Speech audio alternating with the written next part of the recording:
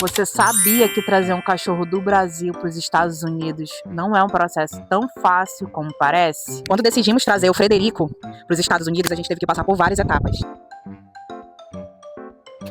Microchip, vacina antirrábica, exame de saúde com certificado pelo veterinário, autorização do país de origem, regras dos Estados Unidos, companhia aérea e a chegada nos Estados Unidos para inspeção veterinária. O microchip não foi necessário a gente implantar porque ele já tinha feito antes de a gente voltar para Manaus. Nós já tínhamos feito no Rio, né? No veterinário de lá, então a gente já fez toda essa parte de implantação do chip por lá. A vacina antirrábica é uma das partes mais importantes desse processo. Ela precisa estar válida e ter sido aplicada 30 dias antes da viagem, é o que eles exigem. O exame de saúde do animal, ele vai coletar, né, o sangue do animal e fazer um exame específico para sinalizar se ele teve alguma doença específica, e o veterinário precisa emitir esse certificado internacional de saúde, dizendo que o animal está apto para viajar. A autorização do país de origem. Esse certificado ele precisa estar válido pelo órgão oficial do país, né? No Brasil, ele costuma ser feito pelo Ministério da Agricultura, Pecuária e Abastecimento. Regras dos Estados Unidos. As regras sanitárias elas são controladas pelo CDC, que são os Centers for Disease Control and Prevention, e pelo Departamento de Agricultura dos Estados Unidos, que é o USDA. E dependendo do país de origem, podem exigir formulários extras ou algum período de espera. Companhias aéreas, essa é bem importante também. Algumas companhias têm regras, né, mais específicas para raças de broncocefálicos, né, que no caso é o meu cachorrinho, que ele tem um focinho curto. Como o bulldog francês, muitas vezes eles precisam viajar na cabine, ou em condições específicas, né, por causa da respiração.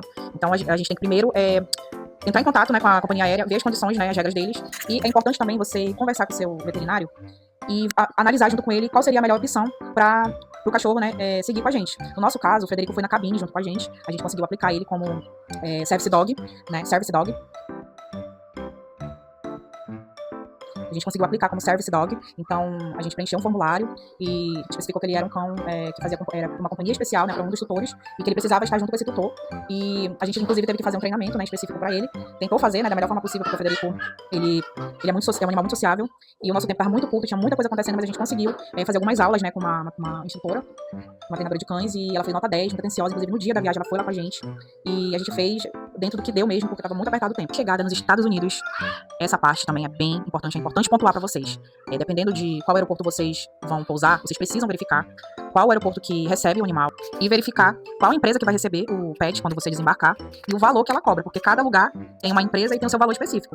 Vou falar especificamente do Brasil porque foi o meu caso, né? Não sei se ela deve atender outros lugares, mas eles cobram uma taxa X, né? O cachorro é recolhido assim que ele chega no aeroporto, a gente passa pela inspeção lá da agricultura, eles verificam a documentação, geralmente o rapaz lá da Pet Limo da van já tá esperando, né? E aí ele recolhe o animal fica por observação 2 a 3 dias, depende muito.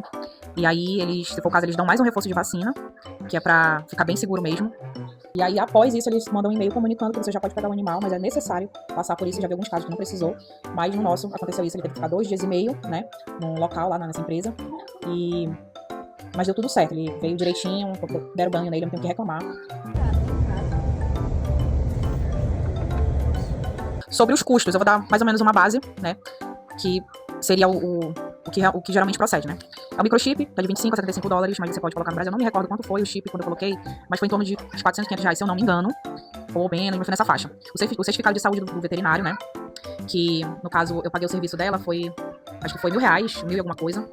Os exames laboratoriais, eles são cerca de 1.800, 1.200, 1.900, quase R$2.000 para fazer esse exame de sangue, que é importantíssimo ele fazer esse exame laboratorial, né, no caso. E a validação do certificado oficial, que é USDA, ele chega aproximadamente de 100 a 275, depende dos testes, né, também, dólares. O exame de sorologia que eu já falei, né, aqui eu vi que tá onde eu pesquisei tá em dólar, mas eu tô dando mais ou menos a faixa que a gente pagou. A taxa da companhia aérea, que é 250 dólares, se eu não me engano.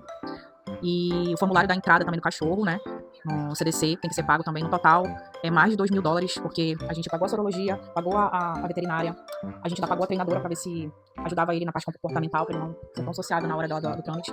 Aí pagamos a empresa que recebeu ele, pagamos os formulários, né, que eu não tenho mais aqui especificamente, né, pra falar pra vocês.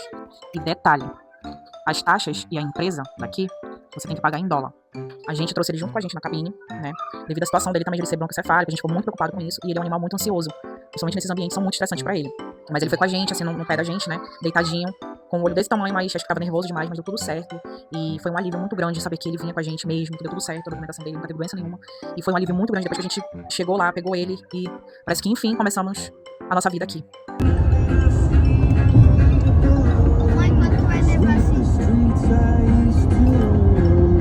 Algumas vacinas não precisam serem dadas aqui, porque as doenças do Brasil não são iguais às aqui, né, que os animais têm.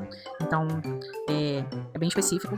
Essas restrições e regras aqui dos Estados Unidos são bem rígidas, devido o Brasil ser um dos países que tem alto risco de raiva canina. E como eles encerraram esse vírus aqui em 2007, eles são bem rígidos nesse processo para não recontaminar os animais daqui.